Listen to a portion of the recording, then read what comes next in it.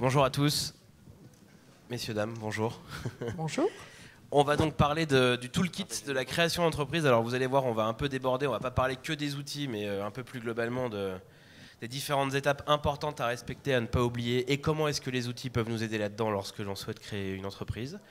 J'ai des experts des outils et de tout ça avec moi aujourd'hui pour en parler. On peut démarrer par une petite présentation. Marie, qui es-tu et que fais-tu ? Alors bonjour à tous, moi je m'appelle Marie, je suis évangéliste chez Klaxoon. Ah, je vois des têtes de personnes qui partent, qui se retournent. Effectivement, ça fait souvent sourire. Je suis évangéliste en fait, produit au sein d'une start-up qui est basée à Rennes, qui s'appelle Klaxoon, et qui en fait est née il y a 2 ans d'une conviction assez forte qu'une équipe qui collabore efficacement, eh bien, rien ne va pouvoir lui résister. Donc en fait, on a créé une plateforme qui permet d'en faire plus chaque jour en équipe, et ça fonctionne très simplement. Vous prenez votre smartphone, votre tablette ou votre ordinateur, vous vous connectez, et puis tout de suite, dans les moments de collaboration en équipe, réunion, formation, etc., vous pouvez tout de suite partager vos idées dans des brainstorms, des nuages de mots, des quiz, tout un tas d'activités. Parfait. Jean-Charles ? Bonjour à tous. Alors moi j'ai un parcours où pour parler de création de boîte, je l'ai fait 2 fois. J'ai créé une première boîte quand j'avais 22 ans qui s'appelle Explicit. On a créé le siège d'avion le plus léger du monde pour la classe éco. J'ai revendu il y a 2 ans. On vole maintenant sur des dizaines et des dizaines d'avions. Et je suis maintenant cofondateur et CEO d'Alan. Et Alan, on a reconstruit une assurance complémentaire santé, une mutuelle à la fois pour les entreprises et les indépendants, 100% en ligne, extrêmement simple, avec de très loin la meilleure expérience utilisateur et une excellente couverture. Et quand on dit qu'on a reconstruit l'assurance, c'est qu'on est l'assurance en complet. On n'est pas un courtier ou un distributeur qui distribue des produits non simples et compliqués des assureurs, mais on est un assureur agréé par la Banque de France et on est le premier à avoir eu ça depuis 30 ans, depuis 1986. Génial. Romain ? Eh ben, bonjour à tous, Romain Passy, moi je suis fondateur de Fred de la Compta. Alors nous, on fait une solution SaaS d'automatisation de la compta qui ouvre sur une marketplace d'experts comptables.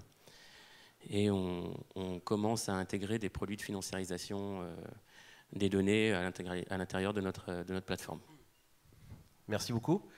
Comme je le disais, voilà, on est là pour 1 heure ensemble et ça nous semblait un peu compliqué juste de lister des outils pendant 1 heure qui peuvent être utiles à la création d'une entreprise. Donc on va élargir un peu, notamment parce que la création d'une entreprise, d'une start-up ou autre, c'est en train de se démocratiser. C'est quelque chose qui devient de plus en plus courant. On le fait de plus en plus.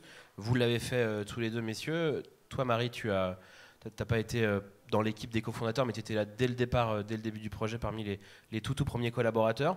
Comment est-ce que vous expliquez, vous, c'est quoi un peu votre vision de pourquoi est-ce que ça devient si répandu que ça et pourquoi est-ce qu'on le fait autant aujourd'hui, créer une entreprise ? Pour l'avoir vécu, j'ai créé ma première boîte en 2010 et la deuxième en 2016. Il y a eu une vraie accélération et c'est devenu beaucoup plus sexy déjà de créer une boîte. On était vraiment considérés comme des tarés quand on l'a fait en 2010 de créer une boîte dans l'industrie. Maintenant, c'est plus dans la norme. Ça, c'est le premier point. Je pense qu'il y a eu une vraie adéquation de l'écosystème en termes de valeur. Maintenant, c'est quelque chose qui est louable d'aller travailler en start-up, de rejoindre une start-up, de créer une boîte. Donc ça, c'est le premier point. Et je pense que l'aspect culture, état d'esprit est très important. Le deuxième, c'est qu'on parle de plus en plus des succès. Et avant, il y avait les succès américains, et maintenant, il y a des succès aussi en France et en Europe, ce qui aide à créer cet écosystème. Et le troisième point, je pense, c'est qu'il y a tout un stack, une couche d'outils qui facilite beaucoup la création de boîtes, que ce soit au point de vue légal, et je pense qu'on en parlait pas mal, au point de vue technologique aussi, au point de vue croissance. Et ça facilite beaucoup, je pense. Ben, malheureusement, je vais répéter un petit peu ce qu'a dit Jean-Charles. Moi, j'ai créé ma première boîte en 2006. Là, c'est la 4e. Effectivement, il y a une vraie différence en termes de simplification de l'accès à l'entrepreneuriat. En 2006, on avait des minimums de capital social qui étaient assez importants pour créer une boîte. Une SAS, une SA, c'était plus de 30 000 euros. On ne les trouvait pas comme ça. Donc, de la simplification dans la législation. Moins d'obscurité finalement dans les services supports. Le pricing était extrêmement, jusqu'à il n'y a pas longtemps, obscur sur l'expertise comptable, sur la mutuelle, sur sur les différentes... L'avocat, aujourd'hui, Donc il y a des verrous qu'on sautait un peu. Légalement, c'est plus facile de le faire, et finalement, l'écosystème autour de la création d'entreprises, c'est un peu aligné sur tout ça. Ça s'est clarifié et ça devient plus lisible, donc on le fait plus facilement, quoi, c'est ça? Oui, et puis comme disait Jean-Charles, aujourd'hui, les gens ont envie de faire partie des premiers dans une start-up, les salariés.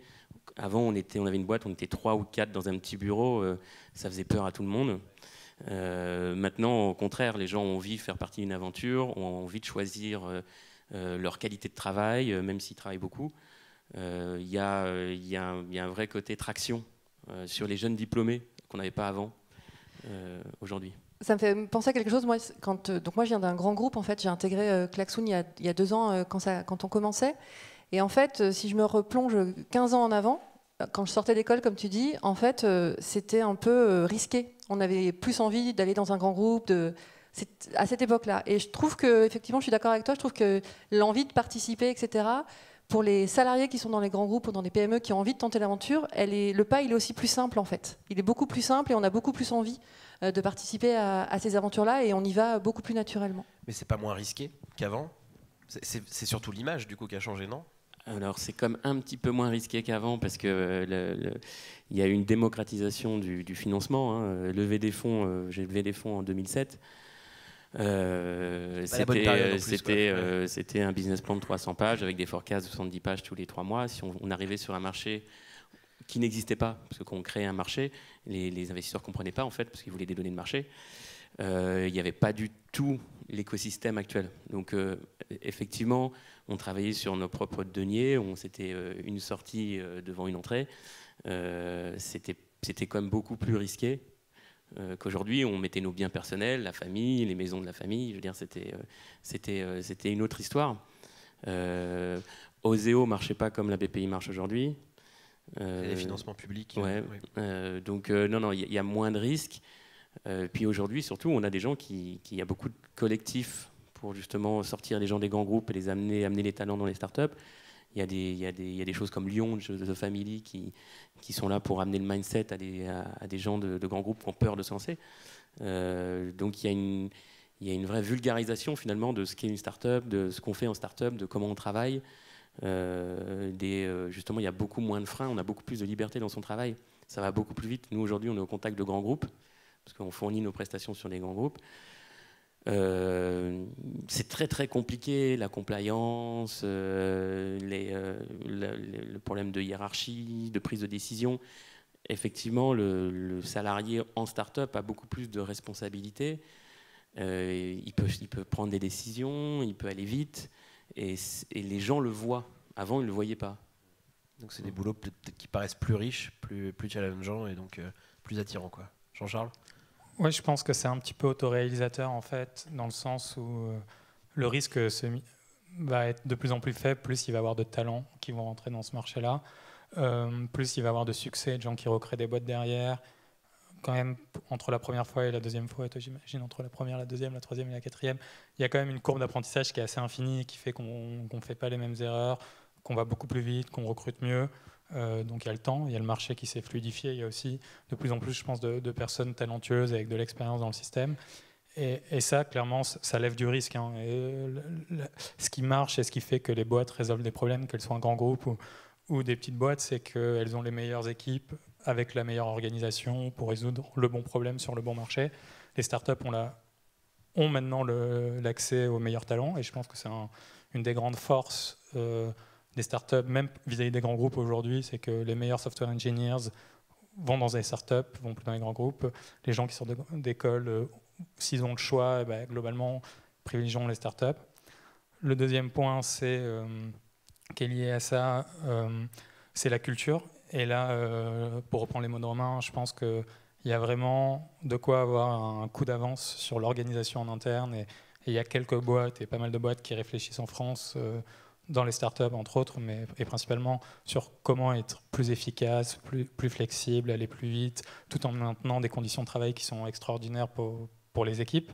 Nous, on bosse vraiment beaucoup là-dessus, on publie beaucoup là-dessus. Enfin, c'est un vrai sujet de réflexion. Et nous, on est une boîte et on n'est pas les seuls, mais on passe 10% de notre temps à 15% de notre temps à réfléchir à comment on travaille mieux. Et ça, toutes les semaines. Et ce qui fait qu'on optimise nos process, on optimise nos outils, Et ce qui fait que c'est plutôt agréable d'être très efficace et de pousser du produit très vite. On est devenu assureur en 8 mois entre la création de la boîte et notre obtention d'agrément. Quand tout le monde nous disait que c'était impossible ou que ça mettrait 3-4 ans, c'est parce qu'on a des méthodes très différentes. Et c'est ça qui, je pense, lève le risque en fait. Ok. Ça, c'est du coup tout ça, le recrutement, le fait qu'on arrive à attirer des talents, c'est une fois que la boîte elle est créée. Au départ, il y a souvent une idée ou un problème qu'on a identifié, qu'on veut résoudre. Et puis là, on croise deux populations. Des gens qui se disent oh là là, ça va être hyper compliqué, ça va être beaucoup d'administratif, ça va être lourd, je ne sais pas par quel bout commencer. Et une population exactement inverse. Il dit allez, c'est bon, on y va, on teste, YOLO, ça va marcher, on va tout défoncer, ça va être génial. Elle est où la vérité en vrai ? Est-ce que c'est très compliqué aujourd'hui, toujours ? C'est beaucoup de travail administratif, ou en fait ça se fait en claquant des doigts et on peut lancer son business à la fin de l'après-midi là ? Alors, c'est un peu entre les deux. Comme je disais tout à l'heure, il y a eu des barrières qui sont tombées. C'est très facile de créer une boîte. On se connecte je sais pas, sur les GetStart ou Captain Contrat ou sur Infogreffe. Il y a quand même de l'administratif, puisque quand on crée une société, on a un mandat social, on a une responsabilité en face de l'écosystème de l'entreprise, parce qu'on va recruter des gens, on débauche des gens de société. Comme on disait tout à l'heure, il y a moins de risques. Mais en tant que dirigeant, il ne faut pas faire n'importe quoi. Il ne faut pas recruter un mec, le faire démissionner pour 3 semaines après lui dire en fait, je ne peux pas te payer. Il y a de l'administratif, parce qu'on a encore une fois, on participe à l'effort général sur les impôts, sur plein de choses. Ça nous permet aussi de nous structurer en termes de visibilité sur son activité, en termes de cash flow, en termes de ce qu'on peut faire. Donc il y a quand même du travail et il y a des acteurs pour nous aider. On n'est pas tout seul quand on fait ça. On n'a pas beaucoup d'argent quand on se lance, généralement. Il faut bien utiliser ces ressources, mais il ne faut pas oublier le côté structuration. Parce qu'en structurant finalement sa vie administrative et financière de l'entreprise, on structure aussi sa capacité à grandir et à s'organiser. Donc c'est un juste milieu. Il ne faut pas faire n'importe quoi parce qu'on se rend compte que derrière c'est extrêmement chronophage de rattraper une situation qui était extrêmement bordélique. C'est dangereux aussi parce que ça amène un risque de redressement fiscal. C'est compliqué de lever des fonds s'il manque 50% des factures et qu'on donne des comptas loufoques aux investisseurs. Donc en fait c'est se fermer des portes. Maintenant, se focaliser que là-dessus, c'est une erreur aussi, puisqu'on est là pour se concentrer sur sa passion, sur ce qu'on sait faire, sur l'opportunité qu'on a vue et la valeur ajoutée qu'on est capable d'amener pour enlever des frictions sur un marché. Encore une fois, il ne faut pas passer trop de temps, mais il faut passer un petit peu de temps parce que on garde toutes les portes ouvertes en étant bien organisé. Mais quand on disait que ça devient sexy de monter une boîte et ça se facilite, ça se fait c'est de plus en plus facile de le faire. Est-ce que c'est des choses, vous, de votre point de vue, qu'on a tendance à oublier ? Ce côté, je monte une boîte, donc maintenant j'ai une responsabilité par rapport aux gens qui me suivent, qui me font confiance, mais aussi plus globalement au niveau de la société. Et si je ne vais pas payer mes impôts ou mes taxes, c'est une vraie faute vis-à-vis de la responsabilité que j'ai. Est-ce qu'on a tendance à oublier ça, d'après vous, maintenant ? Je crois que la responsabilité, elle arrive assez vite quand on lève des fonds ou quand on recrute. Parce que là, ça se fait un petit ça, peu c'est un plus peu tard. plus tard. Ouais. Dans la première phase de la boîte. Comment ? Je dis c'est comme un petit écosystème Ouais. qui lève des fonds sur l'ensemble des entreprises Ouais. en France. Ouais, Il y a des gens qui montent une entreprise qui n'ont pas non bien sûr. plus une volonté d'être une multinationale ou d'être un nouveau Facebook, qui montent juste une entreprise pour faire leur passion. En fait. Non, c'est clair, il y a ces deux typologies-là. Et après, je pense qu'il y a deux risques quand c'est ça. Il y a le premier risque qui est de passer tout son temps à faire de l'optimisation de son administratif. Et j'en connais qui vont passer 2 jours de travail à essayer d'optimiser 2 € sur un sujet, alors que c'est du temps qu'ils ne passent pas à faire leurs produits, leur passion, etc. Donc ça, c'est le premier enjeu, mesurer la valeur de son temps quand on crée une boîte. Et le deuxième enjeu, du coup, et les autres, c'est ceux qui n'y comprennent rien. Et honnêtement, on ne peut pas forcément leur en vouloir parce que le système n'a pas été fait pour être simple et transparent. Il y a beaucoup d'acteurs qui ont vécu pendant très longtemps sur des rentes de complexité, d'obligations. Enfin, vous le voyez encore aujourd'hui quand vous créez une boîte, vous recevez encore des courriers de certains acteurs qui vous disent que vous êtes obligé de passer par eux alors que il y a l'État qui a dit il y a 4 ans que c'était interdit de faire ça. Et il y a encore des gens qui font ça, et dans mon secteur de l'assurance, entre autres. Du coup, la question, c'est comment on a accès à une boîte à outils qui nous permet d'aller très vite, avec le bon niveau de sécurité légale et de responsabilité, et qui en plus me fournissent un service qui va me faire gagner du temps sur le long terme.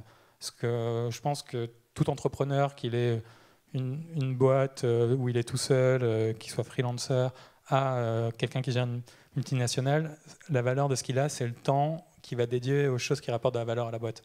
Et du coup, comment je dédie ce temps de manière saine et comment derrière j'ai des outils qui m'aident à aller très vite et de manière très efficace. En tout cas, c'est ce qu'on essaie de... Enfin, je pense que c'est ce que toutes les personnes autour de cette table essayent de construire, que ce soit dans la mutuelle, dans la prévoyance, dans la compta, on connaît des boîtes dans la paye, dans la formation. Il y a plein de sujets où on peut être vraiment accompagné, mais il faut faire les bonnes décisions, il vaut mieux les faire tôt dans la boîte, quoi.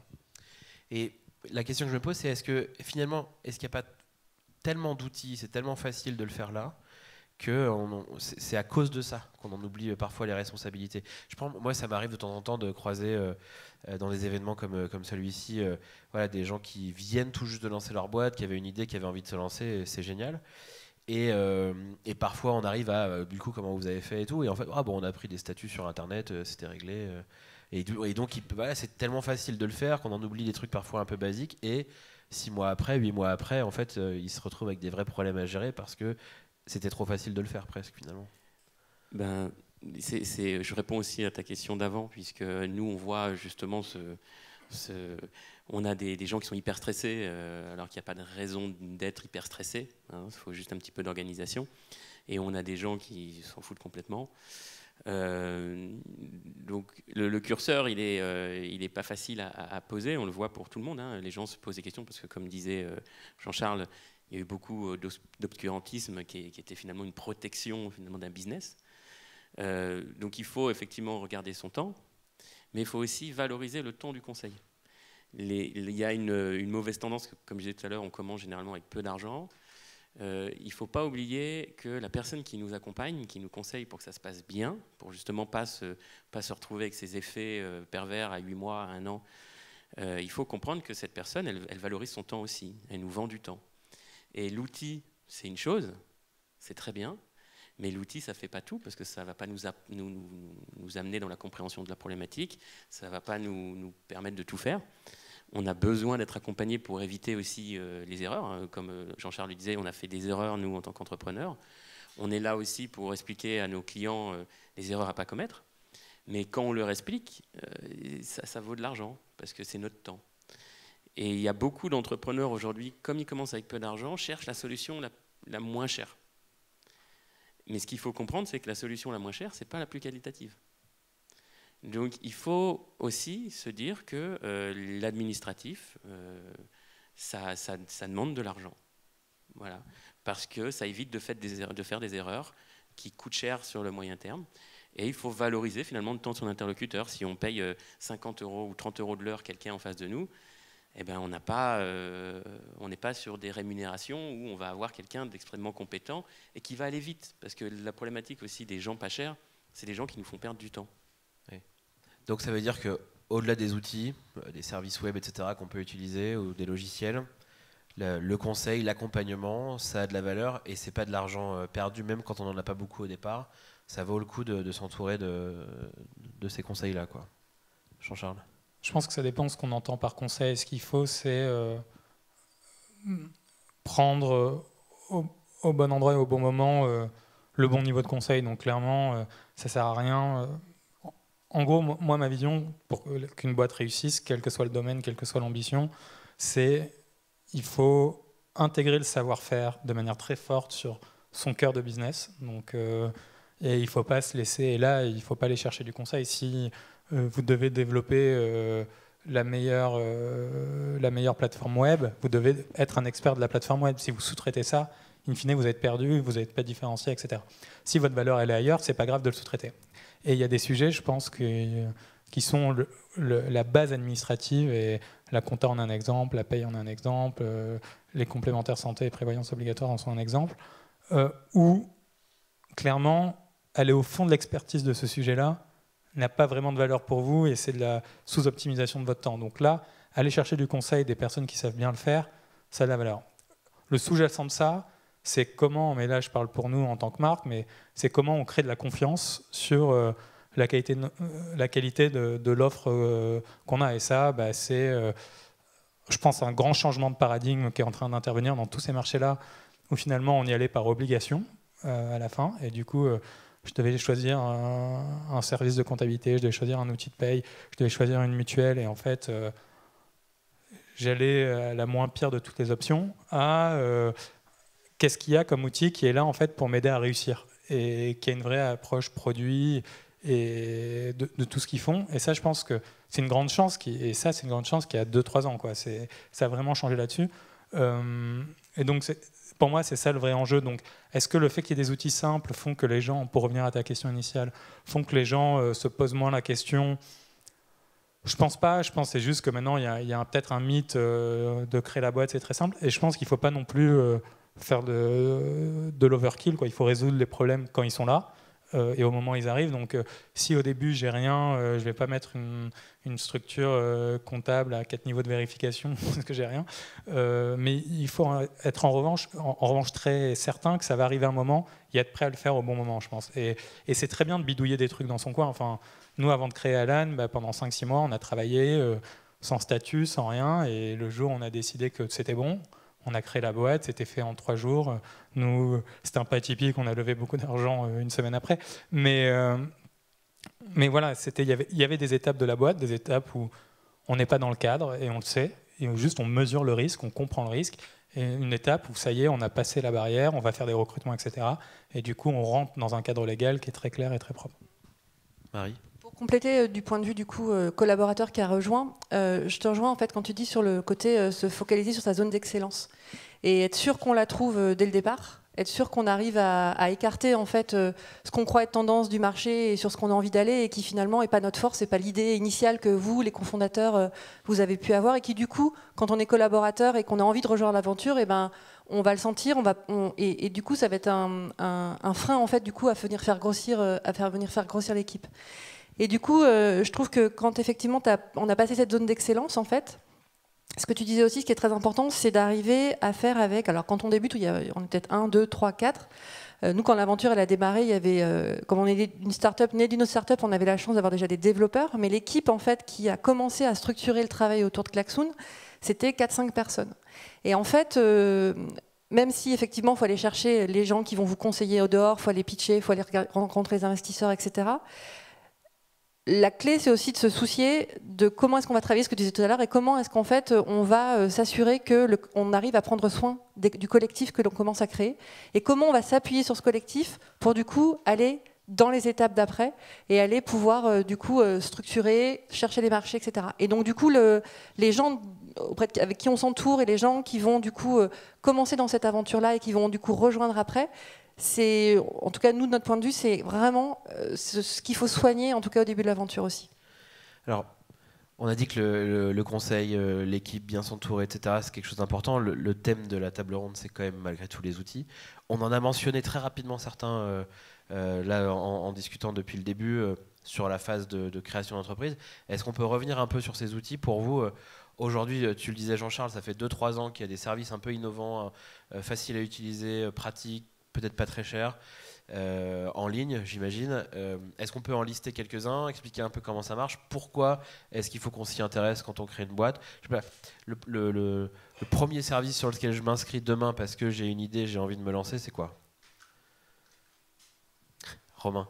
Je dirais la création de ta société. Mais quel outil va pouvoir m'aider à faire ça? Je citerai Legal Start ou Captain Contrat, qui sont les deux aujourd'hui qui font ça bien et vite. Ensuite, je m'inscrirai chez Fred de la Compta. Et pourquoi le faire dès à cette étape-là?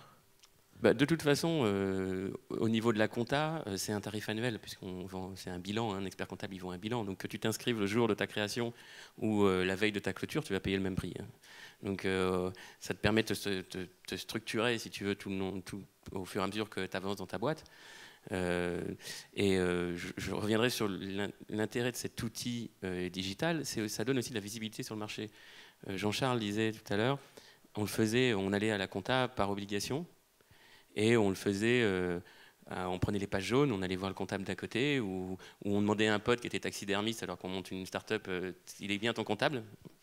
L'outil, il donne de la visibilité sur le bon interlocuteur. Parce qu'en fait, on n'est pas juste un outil, mais en parlant pour Fred, on est aussi une marketplace. Et on a une marketplace qui match le bon interlocuteur avec ton besoin business. C'est-à-dire que si tu fais une start-up, un e-commerce, on ne va pas te mettre un comptable quand tu lui parles de Stripe ou de Shopify qui va te dire pardon à tes souhaits. Non, on parle de quelqu'un qui sait faire des extractions, qui sait travailler de la donnée. Et l'outil, en fait, n'est pas juste un truc pour faire ton obligation. Ça t'amène aussi le bon interlocuteur en face, celui qui va te coûter moins cher par rapport à ta problématique, mais celui aussi qui va te comprendre et qui va te dire fais gaffe là, tu as un problème de TVA quand tu vends en Allemagne.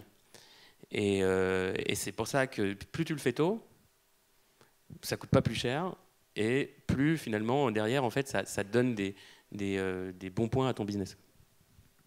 Jean-Charles, c'est quoi la suite ? La suite, elle arrive, donc il y a la phase de création d'entreprise, donc Romain a mentionné les 3 premières briques. Après, il y a les obligations qui sont au moment des premiers recrutements. Alors que vous vous rémunérez vous en tant que mandataire social. Alors là, ça dépend un peu des typologies de boîtes, mais ou que vous ayez votre premier salarié. Donc il y a comment construire son contrat de travail, ça pareil, c'est à peu près les mêmes acteurs. Après, il y a une obligation sur les cotisations sociales. Il y a des outils pour nous aider sur tout ça ? Sur tout ce que tu viens de citer. Sur les cotisations sociales, ouais, j'y viens. Ouais. Malheureusement, les retraites, c'est obligatoire et vous n'avez pas le choix de qui choisir. Donc là, vous êtes foutus pour l'instant. Et après, les 2 autres obligations sont la santé et la prévoyance.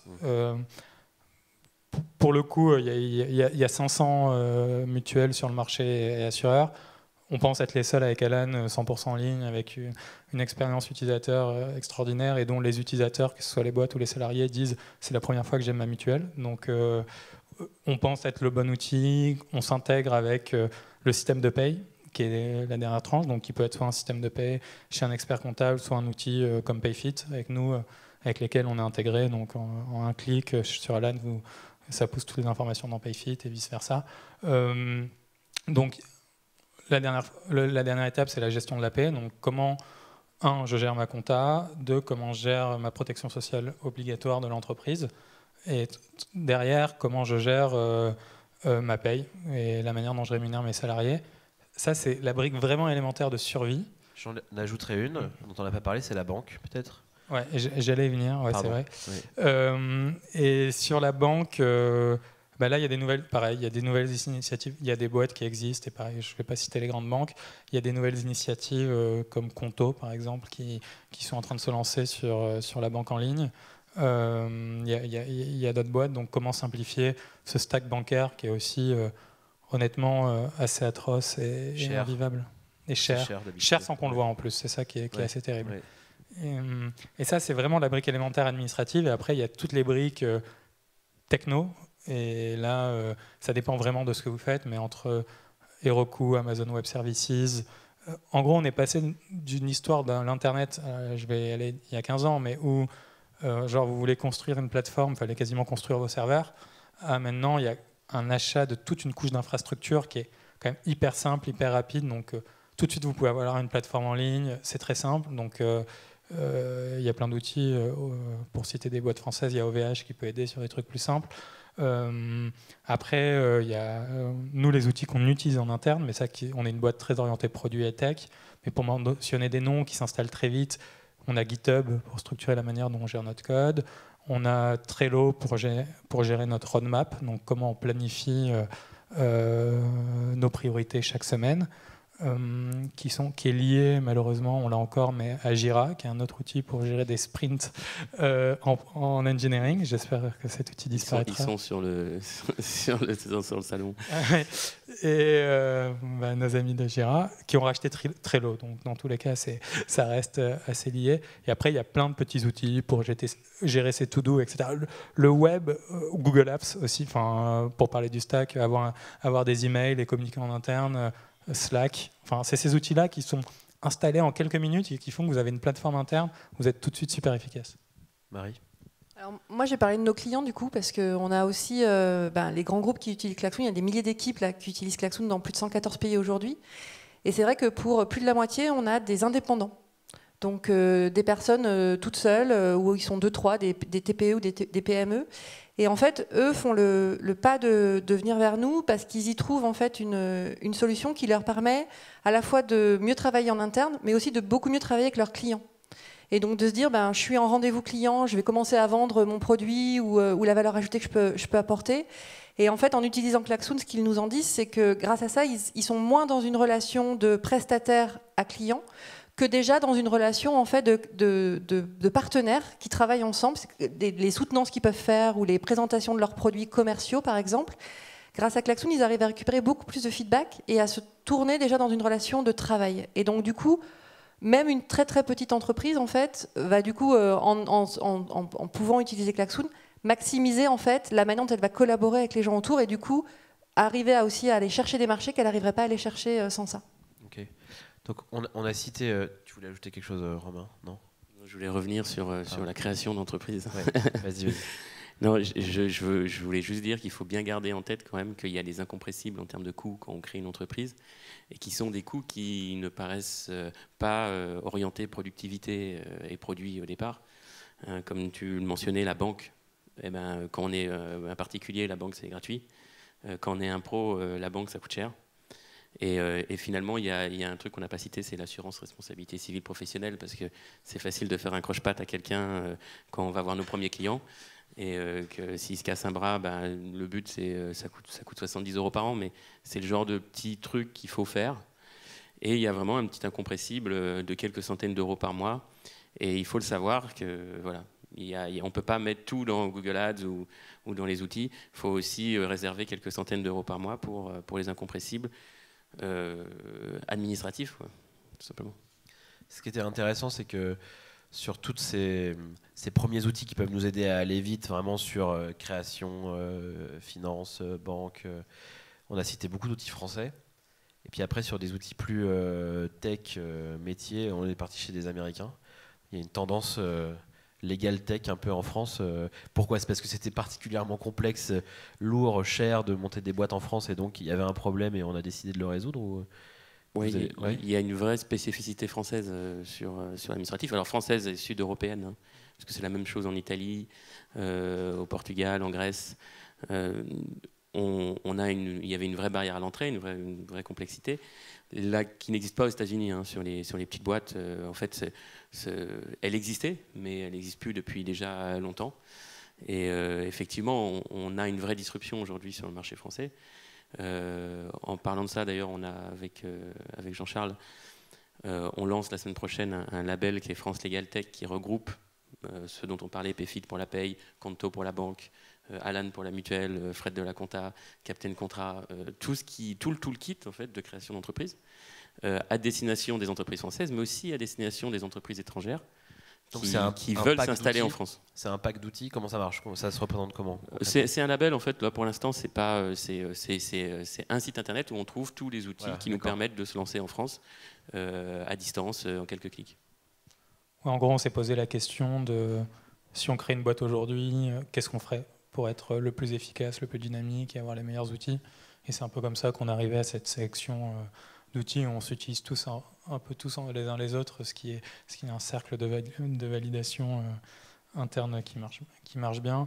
Pour répondre à ta question, je pense qu'on a clairement pas mal raté, la France et l'Europe en général, une grande phase de consumer tech, je dirais, ou de tech B2C à l'époque sur tout ce stack technique, parce que globalement, les grosses boîtes techniques, on ne va pas se mentir, sont quand même créées aux États-Unis, dans la Silicon Valley, et du coup, ceux qui ont fabriqué les pioches étaient aussi aux États-Unis et dans la Silicon Valley, ou un peu plus au nord à Seattle.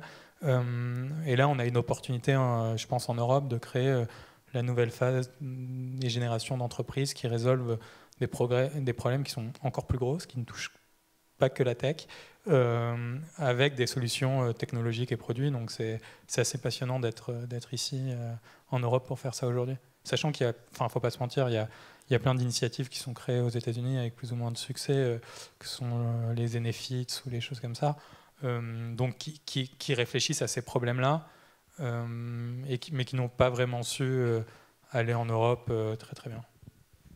Pourquoi ? Problème culturel, adaptation de l'offre. Complexité du système légal européen, et puis aussi le fait que chaque marché est différent.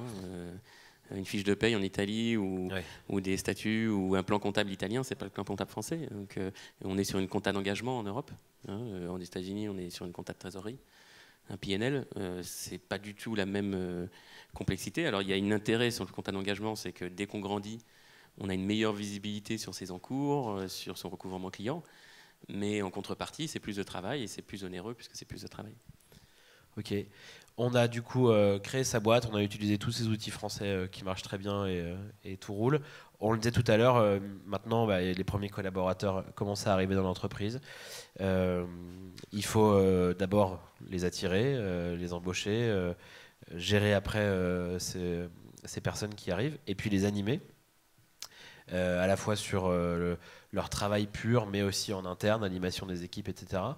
On le disait tout à l'heure, Marie, tu t'insistais là-dessus, c'est un enjeu très important pour attirer des nouveaux talents, faire en sorte qu'ils restent, et puis qu'on puisse se concentrer sur notre valeur ajoutée et allouer ces ressources là où il faut les allouer.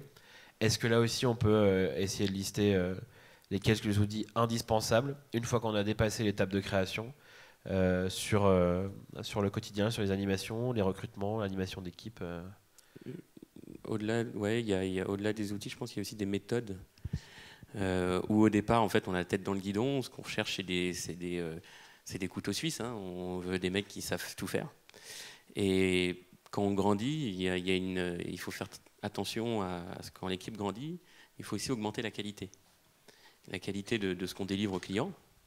Et pour augmenter la qualité et pas juste la quantité, il faut avoir des gens plus spécialisés. Donc des gens à positionner dans l'entreprise. Il y a des gens aussi qu'on a envie de conserver parce qu'ils sont là depuis le début et qu'il faut recycler, parce qu'ils faisaient un peu tout et que finalement on ne sait plus trop ce qu'ils font. Donc il faut les faire monter en compétences, faut leur donner des méthodes de travail, on a envie qu'ils managent aussi, donc c'est pas des gens à la base qui étaient managers. On se retrouve vite à gérer des équipes. Donc il y a beaucoup d'acculturation, de transfert de compétences, de reporting, mais pas au sens lourd du terme, au sens accompagnement et suivi de ses collaborateurs.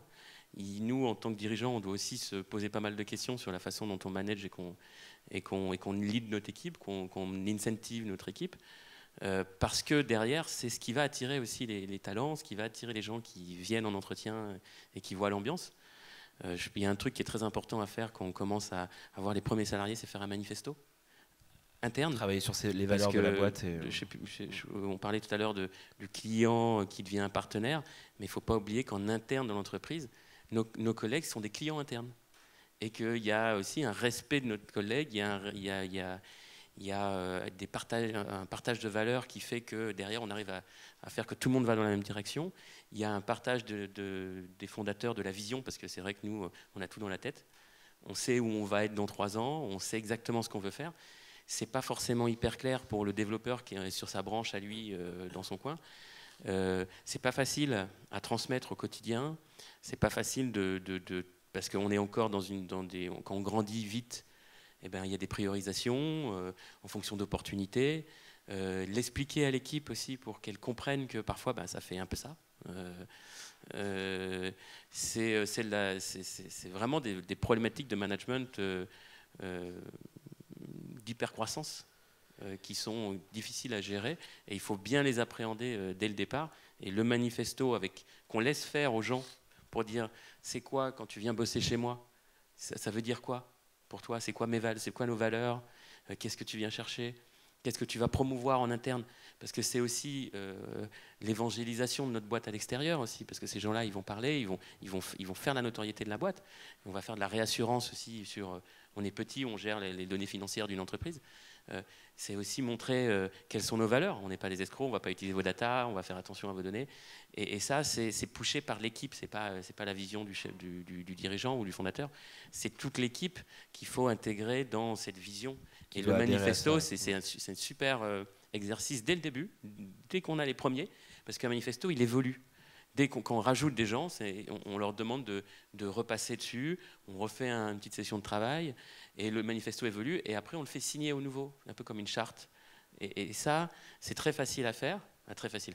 C'est pas onéreux à faire, c'est compliqué à faire parce qu'il faut onboarder tout le monde, mais ça assure l'intégrité de l'équipe, ça assure que tout le monde va dans le même sens, ça assure qu'on arrive à trouver des résolutions au conflit parce qu'effectivement on se raccroche aux valeurs de l'entreprise. Et c'est vraiment quand on lance son entreprise et qu'on commence à créer une équipe, pour moi c'est une étape indispensable. Marie?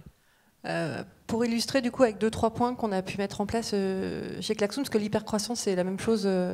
Moi, quand je suis arrivée, on était à peu près 50 il y a 2 ans, et là on a passé la barre des 120. Donc en 2 ans, intégrer, plus que doubler, c'est effectivement en termes de culture, etc., c'est important. Donc en fait, nous on a mis l'accent sur plusieurs choses. Déjà sur l'onboarding, c'est-à-dire sur la manière dont on va intégrer les gens, sur le process de recrutement aussi, c'est-à-dire qu'on prend le temps en fait. Il y a effectivement l'adéquation des compétences, mais on apporte beaucoup d'attention à l'adéquation du spirit. Et le fait d'arriver à le partager dès l'entretien, arriver à ce que les gens le touchent du doigt et arriver à ce qu'ils l'expriment, et de s'assurer qu'ils ne vont pas être déçus en fait. C'est-à-dire qu'il y a des gens qui peuvent être attirés par cet état d'esprit, et puis finalement, quand ils y sont, ça peut être déroutant, parce qu'une start-up, c'est beaucoup d'agilité, beaucoup de choses qui bougent très très vite. Donc on peut avoir envie, et puis finalement, quand on s'y retrouve, c'est pas ça qui nous correspond. Donc on perd chacun du temps, et on est chacun frustré quand ça se passe mal. Donc on passe beaucoup d'attention à ça et de temps. L'intégration aussi, pour vraiment accélérer et faire en sorte de rentrer dans cette culture, de rentrer dans les codes et de comprendre. Et puis, il y a aussi, chez nous, on a mis en place ce qu'on appelle la fiche de non-poste. En fait, c'est le fait de se dire, on parlait de la zone d'excellence tout à l'heure, c'est le fait de se dire, à un moment donné, par rapport au moment où on est l'entreprise, eh bien, effectivement, l'excellence, elle est là par rapport à ce besoin-là. Et comme ça évolue très très vite, c'est comment on va s'assurer périodiquement, parce que le collaborateur va revenir vers nous avec un sentiment de frustration, quelque chose qui ne va pas, comment se mettre autour de la table et se dire, si tu es là, c'est pas pour rien. Donc comment on fait en sorte, par rapport à où en est l'entreprise à ce moment-là, de se dire, par rapport à tes compétences, ta zone d'excellence, que tu aimes faire, là où tu as envie de t'éclater, comment est-ce qu'on arrive du coup à repositionner ça ? Donc cette agilité, elle est importante. Et puis, dernier point qu'on a mis aussi en place, on a un management qui est très, comme dans toutes les startups, à 120, on est quand même commence à être nombreux, mais très très flat. Et l'objectif, c'est aussi de se dire que si on a des domaines de compétences, on n'a pas de chapelle. Et donc du coup, l'idée, c'est de se dire, par rapport aux projets qui nous arrivent, par rapport à l'étape où on en est, comment on peut restructurer les équipes, parce que cette personne-là, on en aurait besoin par exemple sur un projet financier, elle n'est pas financière cette personne-là, mais elle a le cerveau qui va bien, elle a le bon état d'esprit, elle a du bon sens par rapport au sujet, eh bien on va l'intégrer dans l'équipe. Et donc cette agilité-là aussi, elle permet du coup de faire face, et elle permet aussi de continuer à développer cette culture de spirit, qu'on appelle ça, chez nous, l'interactive spirit, parce qu'on est dans l'interactivité du coup avec la plateforme. Et donc du coup, ça permet d'intégrer de plus en plus et d'arriver à absorber cette croissance. Donc faire en sorte... Ouais, Jean-Charles, tu voulais... Non, je vais répéter un peu ce qui a été dit. C'est pas vraiment une question d'outils, c'est une question de méthode. Et le seul point que j'ajouterais, c'est on a trop tendance... je parlais tout à l'heure de là où on est excellent dans une startup et là où on ne l'est pas, et se concentrer sur les choses qui sont importantes. Et clairement, on a trop tendance à acheter les modèles des autres boîtes et ne pas y réfléchir et pas les remettre en cause, alors que notre métier, quand on crée une boîte, c'est de remettre en cause un peu l'existant. Et du coup, je pense que c'est très très important d'être une éponge là-dessus, de lire tout ce qui est possible, d'échanger avec d'autres entrepreneurs sur comment ils organisent leur boîte, sur comment ils gèrent tout ça, et vraiment prendre du temps, mais après ne pas l'acheter de manière béate et se poser la question de quel problème je veux résoudre pour mon organisation, qu'est-ce qui fonctionne, qu'est-ce qui est en adéquation avec moi et mes équipes. Et ça, c'est le premier important. C'est vraiment se définir qui on est, pourquoi on est. Parce que sinon, tout le monde vous dirait c'est magnifique d'être flat, c'est magnifique d'être truc. Et nous, on est une boîte aussi super flat. On croit vraiment à la transparence absolue. Donc, tout le monde a accès. On a une grille de salaire et de capital et d'equity qui est publique dans la boîte. La formule est publique, le niveau de chacun est public. Tout le monde a accès à tout, les levées de fonds en cours, etc. Mais c'est des valeurs qui sont importantes pour nous et on les retranscrit dans notre produit. Je comprendrais qu'une autre boîte n'ait pas les mêmes valeurs que nous. Et c'est important de savoir et d'avoir conscience de ces valeurs, de les définir très tôt. Je suis d'accord avec toi. C'est un truc où moi j'ai beaucoup entendu de la part de beaucoup d'entrepreneurs. Ça ne sert à rien de formaliser ces valeurs avant 30, 40 ou 50 salariés, parce qu'avant elles sont naturelles ou elles sont induites. J'y crois pas du tout. C'est quand on pense que c'est naturel et induit qu'en fait on s'aperçoit que tout le monde a un point de vue assez différent des valeurs de la boîte. Donc il vaut mieux le faire tôt, parce que ça permet d'en parler et d'écrire dessus. Et après, il ne faut pas avoir peur, en revanche, une fois qu'on a défini ces valeurs, la manière dont on veut bosser, de se créer des outils. Donc nous, on sait que... En gros, on trouvait que les meetings, c'était un point d'inefficacité extrêmement important dans la boîte. Du coup, on a supprimé les meetings et on s'est créé des outils, alors qui chez nous sont dans GitHub, pour faire des meetings par écrit, asynchrones, où on peut tracer l'historique, on a des manières d'écrire et d'éclater les sujets qui font qu'on est très, très, très efficace. Mais on a résolu un problème qui était le nôtre et derrière, on a mis un outil. Une fois qu'on a bien défini le problème, on a mis un outil qui nous semblait être le plus adapté. Et nous, on a fait ça un peu sur tout. Et je pense que c'est la bonne manière d'approcher les problèmes. Et la conclusion, c'est le cercle virtueux, c'est quand on passe du temps et on laisse l'occasion aux équipes de laisser du temps, parce que c'est pas du tout un truc top-down de penser l'organisation, même si moi j'adore le faire. On attire que des gens extrêmement brillants, qui aiment résoudre ces problèmes aussi, et qui aiment être dans les meilleures conditions de travail possibles. Et ça, c'est vraiment super ça. Nous, on pense qu'on a une des meilleures équipes techniques parmi les meilleures en France, et technique au sens assurance et technique au sens produit tech. Et c'est fou à quel point ça s'alimente, et on voit les gens qui nous référencent maintenant et les CV qu'on reçoit qui sont d'une qualité parfois surprenante. Et ça, c'est parce qu'on a réussi à mettre ce set de valeurs qui est connu, dont les salariés parlent beaucoup, dont nous on communique beaucoup dessus, qui sont très adaptés à nous. Et je comprends que des gens détestent la manière dont on travaille, et je ne peux pas leur en vouloir non plus. Romain ? Oui, c'est exactement ça. Après, on le fait toujours trop tard, hein, parce que là, on donne le conseil de manifesto, tout ça. Nous, on l'a fait trop tard aussi. Là, on part dans 10 jours. Tout le monde en Grèce pendant 5 jours. On fait un séminaire d'équipe, justement pour parler de l'organisation, des valeurs, des outils, de tout ce qui fait qu'on augmente la qualité et qu'on augmente l'attraction du projet. Faut juste pas oublier la personnalité des dirigeants. Je pense qu'il y a un truc, comme tu disais, il n'y a pas des recettes toutes faites qu'on peut appliquer. Moi, je lis beaucoup sur Medium. Je pense que c'est un vrai... Il y a plein de choses, il y a plein d'articles extrêmement qualitatifs. Quand ça nous amène plein de réflexions intéressantes. Je conseille vraiment. Mais on ne peut pas faire du copier-coller du tout de ce qu'on lit.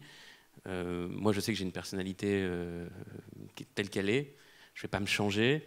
Je sais qu'il y a avec des gens, ça ne passe pas parce que ça ne passe pas. Et je ne me force pas à essayer de m'adoucir sur certains points parce que ça ne donne rien.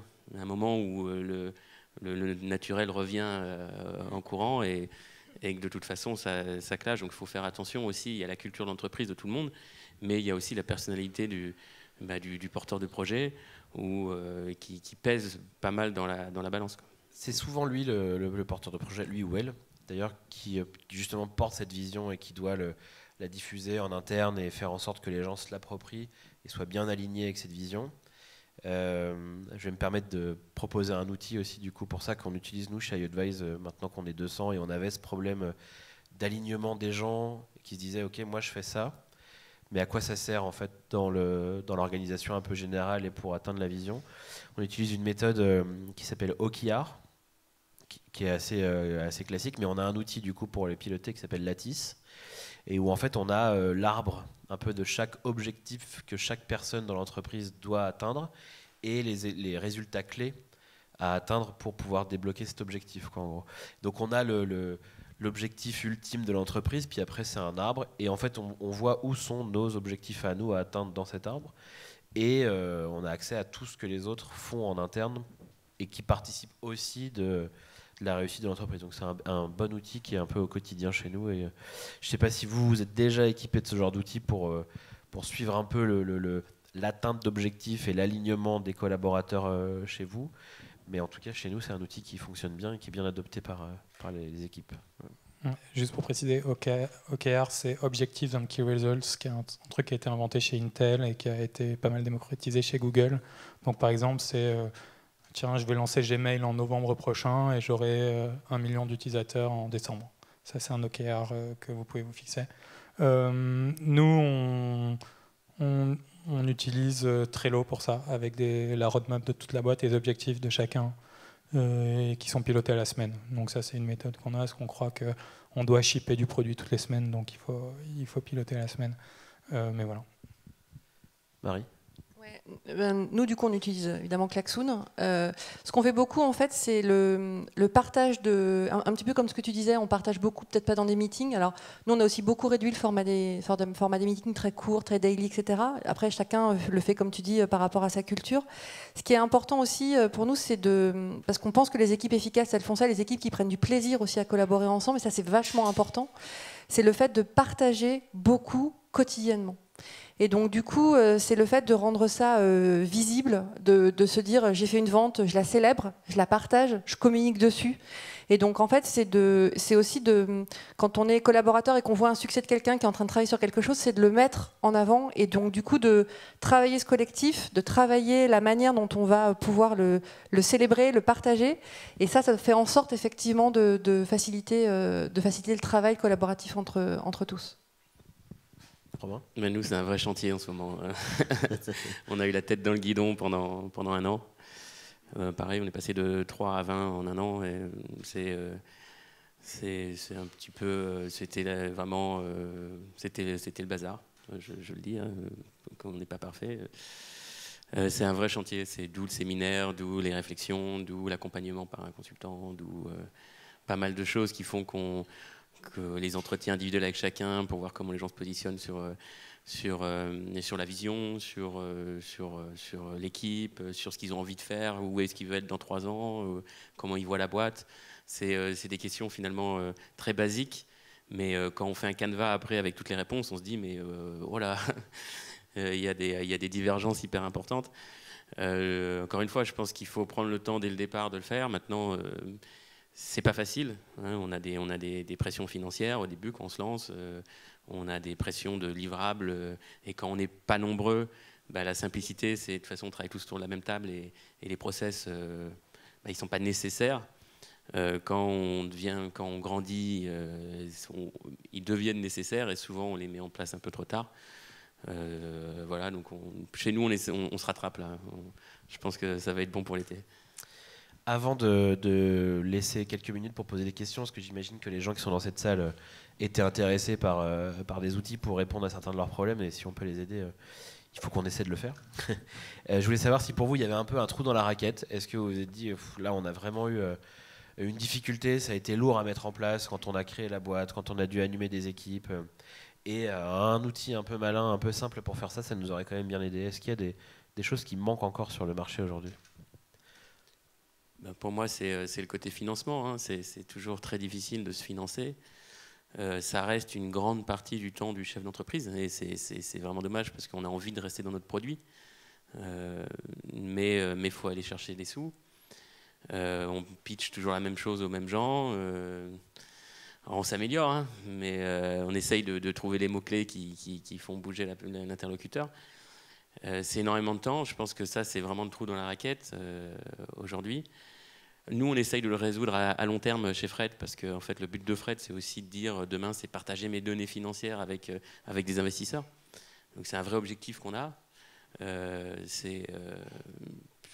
Voilà. Mais aujourd'hui, c'est vrai que moi, c'est 30% de mon temps, la recherche de financement. Jean-Charles ? Je nuancerai un tout petit peu en disant ça s'est beaucoup amélioré en tout cas. Enfin, il y a beaucoup plus d'argent dans le marché que ce qu'il y en avait auparavant. Et il y a vraiment beaucoup d'argent. Après, ce qui ne veut pas dire que c'est facile de lever des fonds, mais ce qui est aussi... je suis d'accord qu'il manque des outils, mais c'est assez sain que ce ne soit pas trop facile de lever des fonds. Et le deuxième point, moi, qui a vraiment été un pain point, c'est la banque, mais je pense que c'est un sujet qui est en train d'être pris, ouais. En train d'être pris. Ce qui est assez amusant, c'est que l'équipe de Conto, je les ai rencontrés au moment où ils étaient en train de... Ils n'avaient pas encore décidé de leur idée, et ils hésitaient entre deux trucs. Faire une assurance santé ou une banque, et quand ils ont vu qu'on faisait l'assurance, ils ont pris la banque.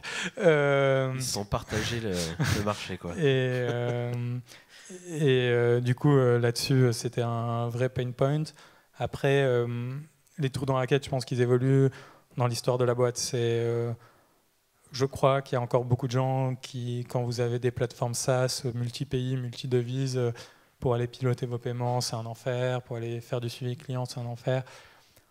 Moi, je trouve que les outils de CRM, quand même, on est encore très loin de ce qu'on devrait être, et en termes de personnalisation aux besoins. Donc, il y a plein de choses et il y a plein de produits, de toute façon, qui vont continuer à nous aider à améliorer notre stack interne, je pense. Ouais.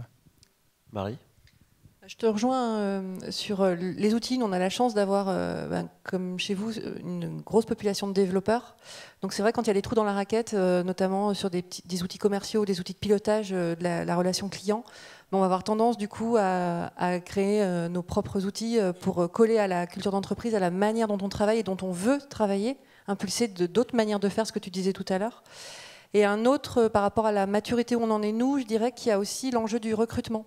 En fait, c'est comme tu disais, les CV arrivent, donc ça c'est parce que la notoriété, etc. se développe, les gens ont envie de rejoindre. Après, on n'est pas à Paris, ce qui est très bien.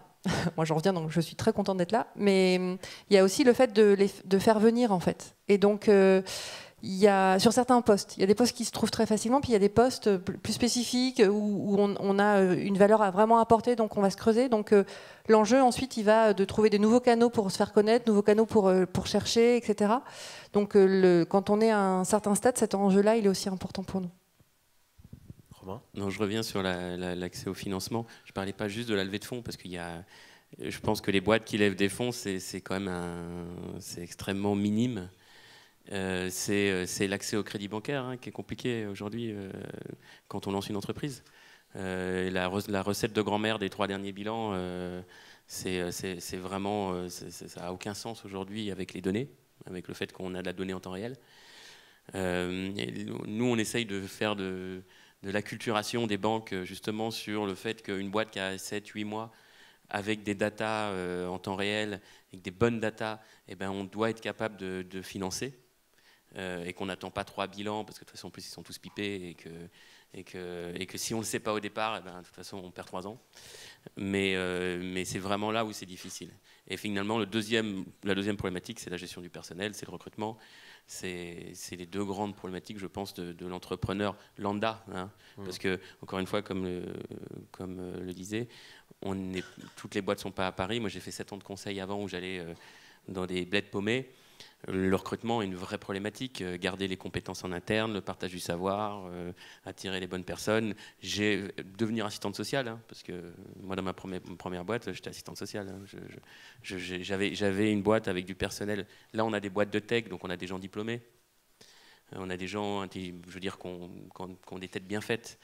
Moi, j'ai une boîte avec 50 smicards. Ils ont beaucoup de motivation, mais au niveau comportement, compétences, alors il y avait des gens très bien, je stigmatise pas du tout, mais la gestion du personnel est complexe, parce que les gens passent toute leur journée ensemble, parce qu'il y a des conflits qui se créent, parce qu'il y a des comportements qui sont pas les bons comportements. Et in fine, en tant que chef d'entreprise, on fait beaucoup de gestion de ça. Et surtout quand on lance une entreprise où on n'a pas la chance de lever beaucoup de millions une semaine après la création, on recrute aussi pas cher, parce qu'on recrute dans nos moyens. Parce que généralement, c'est nous, dans notre travail, qui amenons le cash pour recruter. Et on a besoin que les gens amènent de la valeur, mais on ne peut pas aussi non plus trop dépenser. C'est aussi là où il y a toutes les... il faut arbitrer entre finalement ce qu'on donne de la boîte, le salaire qu'on donne, mais on aimerait toujours faire plus, mais parfois on est vraiment obligé de faire en dégradé, on est obligé de recruter en dégradé parce qu'on n'a pas les moyens. Okay. Et là, c'est compliqué. Il y a plein d'opportunités de services à monter pour aider les entrepreneurs sur ces étapes. Le recrutement, dès qu'il y a un mec qui monte une boîte de recrutement, il lève des fonds aussitôt parce qu'en fait, personne n'a trouvé la solution aujourd'hui. Donc aujourd'hui, même les grands groupes essayent toutes les nouvelles plateformes de recrutement. Tout le monde essaye tout, puisqu'il n'y a pas la solution miracle. Mais c'est très difficile. Mais il faut faire avec ce qu'on a. Et je parle là des 99% des boîtes qui ne lèvent pas de fonds, qui ont peu d'argent, qui sont loin de l'écosystème ou qui doivent recruter des gens pas chers, ou des gens en retour à l'emploi. Je pense que le vrai trou dans la raquette aujourd'hui, c'est Pôle emploi qui nous aide pas du tout. Franchement, je sais pas, pour essayer justement d'utiliser des aides. Quand on n'a pas trop de sous, on se dit on va faire des retours à l'emploi avec des aides, des machins, des bidules. C'est une galère totale. Ils ne nous envoient pas les bons CV, ils nous envoient des gens qui sont complètement à côté, ça met 3 mois à venir. Les aides, c'est hyper obscur, personne ne les connaît parce qu'elles changent tout le temps. Là, il y a un vrai trou dans la raquette. Je pense qu'il faut refaire le Pôle emploi sur les gens non qualifiés, parce qu'on a besoin de gens non qualifiés, parce qu'on a besoin et on n'a pas le choix quand on n'a pas de sous. Ok. J'avais promis qu'on allait prendre une question ou deux. On a un petit peu débordé, mais s'il y a des questions dans la salle, si vous posez des questions sur les bons outils, vous rencontrez un problème. Sinon, on va laisser la place à la conférence qui suit. On a été complet sur la liste d'outils utiles quand on crée une entreprise. Et puis vous restez un peu sur le festival si jamais les gens se posent des questions et veulent venir vous croiser. Merci beaucoup en tout cas d'avoir répondu à nos questions et d'être venu parler de tout ça et de votre expérience aujourd'hui. Et puis à très bientôt ici sur scène au Web Today et dans les allées. Merci.